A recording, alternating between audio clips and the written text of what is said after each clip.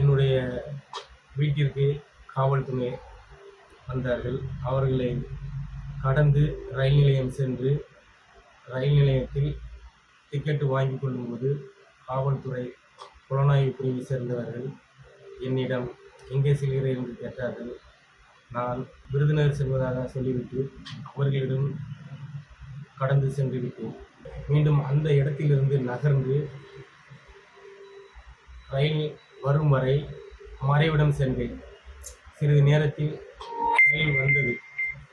வரும் பொழுது அவர்கள் கடைசி 2 பெட்டிகளுக்கு முன்பாக ஏறுவதாக தகவல் வழக்கறிஞர் பார்த்திபன் சொல்வதை அறிந்து நான் கடைசி பெட்டியின் அருகே சென்று ஏறிவிட்டேன்.